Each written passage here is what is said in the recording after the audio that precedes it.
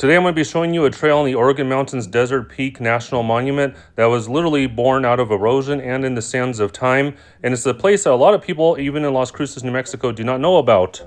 Exploring the horizons, we're doing Slot Canyon and the Robledo Mountains. Now, my buddies here, they have never been to the Slot Canyon, so I'm actually showing them for the first time as I'm showing you. There is no actual trailhead. There's just this cattle gate that you have to crawl over, and it is locked. However, there are government websites that do indicate that it is open to the public. It is part of the national park. I think they just do that just to limit the amount of people that can come in there, or that will go in there, since some people obviously aren't going to climb the gate. Overall, it's an easy hike. Unfortunately, you do have to start it in the early morning hours before it gets hot, like any of the other trails around here. You go through this gnat-filled, infested area, and but if you go later in the day, of course, the gnats are gone. And then afterwards, when you get to an Arroyo, you're going to hang a right. How full is that? That's cool. This way. I don't know who did it, but somebody was very kind and went around putting stone arrows along the way to show exactly where to go. So, you know, whoever did that, shout out to you. That was great. I appreciate it. In fact, I think everybody does.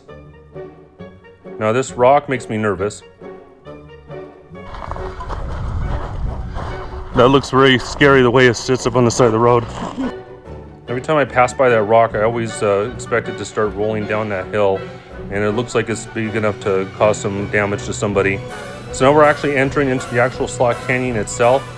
As you walk in here, it does get cooler in here, and there are, of course, there's still bugs and wildlife inside there. I never saw any dangerous insects or anything that like scorpions, or I never even saw tarantulas, even though tarantulas really aren't that dangerous, and never saw any snakes in here.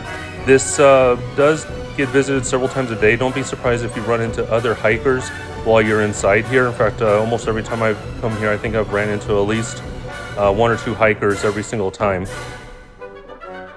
You know, there are enough people that do know about this that it does get visited, but if you, a lot of times when I talk to locals around Las Cruces, I'm surprised at how many people do not know this place, as well as many of the other trails that I show in my videos exist. So if you want an inside peek into Las Cruces, check out my other videos. I'll put a link at the very end of the video, and it will give you information on things to do in the Las Cruces, El Paso area. I'm always updating videos, so you're going to want to hit that subscribe button as well. That way you get that way it's easier for you to follow my channel. But this place can be found off of Valley Drive. It's going to be north of Las Cruces, and if you just use any kind of maps, like whether it be Apple Maps or Google Maps, it will actually lead you to the right location. There are no signage in here. And of course, like all the other trails around here, there are no bathrooms, no facilities. I think the only one is Dripping Springs. But on the other hand, this is a free spot, like most of the other trails. Dripping Springs, they do charge a parking fee, but they actually have some facilities over there too. But at least when you're inside the canyon, or Slot Canyon, it's actually a lot cooler in here than it is on the outside. So if you come here during the wintertime and it's a cold day, you're going to have to remember it's going to be even colder once you get inside this beautiful dirt sculpture that you see here. After the canyon, you can just turn around and go right back, or you can actually keep hiking. And there's a bunch of other trails out here. Most of them just kind of lead out into the desert and to nowhere. However, there's one that I like to go to that leads to kind of an overlook. I'm going to be showing you the overlook, as you get very stunning views.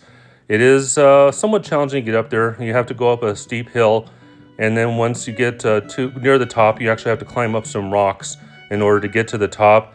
And this overlook, it'll be well worth it if you stay till the end of the video to see what I'm talking about. And if you could do me a favor and take a moment and hit that like button for me, that really helps my channel out a lot.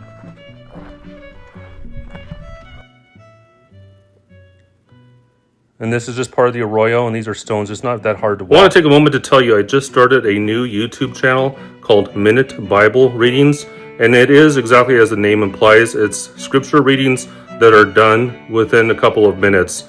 And most of the readings are going to be under 6 minutes. A lot of them are going to be under 90 seconds, depending upon if you're looking at the short or long content videos. What I did is I took a lot of the nature videos that I've been taking over the years, and I've put my own voice narrating the Bible with those nature videos in the background.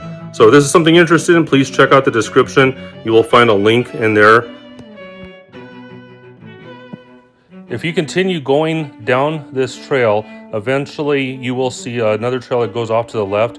There's no actual signage here. You just got to look for it. But, you know, since you're watching the video, you're going to have a kind of a heads up on this here as we go up the trail that I was just referring to.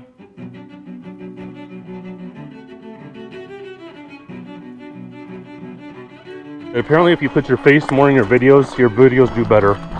That's what I keep hearing. Just don't record your face. You might repel your viewers rather than attract them. Ouch. Although it's probably true. That's part of the reason why I was hesitant to put my face in. It's not that I was, I would say shy, but I didn't think that anybody wanted to look at a middle-aged man all the time. So some of the scenic views that you are going to see as you start climbing towards the platform, we're not there yet. But keep in mind that myself and my two friends that you keep seeing the video, we're in our 50s, or around 50s, I should say. Some of us are a little bit younger, a little bit older, but we're all approximately 50 years old, and we were able to make this climb.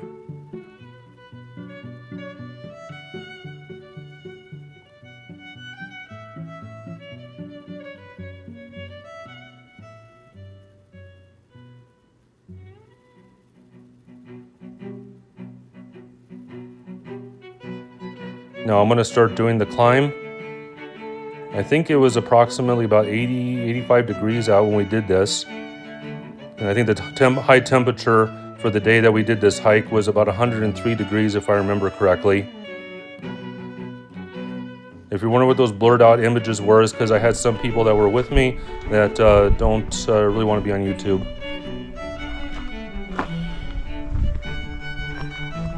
And that ledge there, it is a very straight drop down. It goes down quite a ways, so you definitely want to be very careful. Watch your footing around here.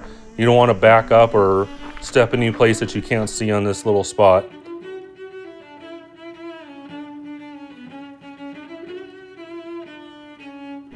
Very beautiful desert views up here. We actually spent a long time up here just admiring the views, even taking pictures of each other and doing group photos. And I tell you what, it's a great place if you bring your kids or other relatives. You want to get some fantastic views, and for your photographs, this is a great place to do it.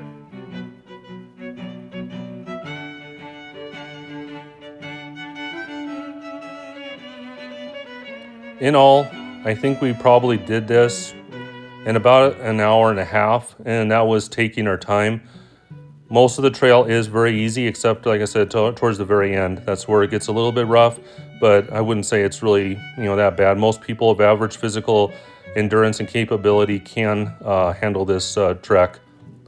You could probably do the whole thing about 45 minutes to an hour and still go at a leisurely pace if you just do the canyon itself and not actually go to where we were. So if you could go ahead and do me a favor, consider clicking on one of those videos that are being suggested to you right now. And if you haven't already liked and subscribed, I would really appreciate it.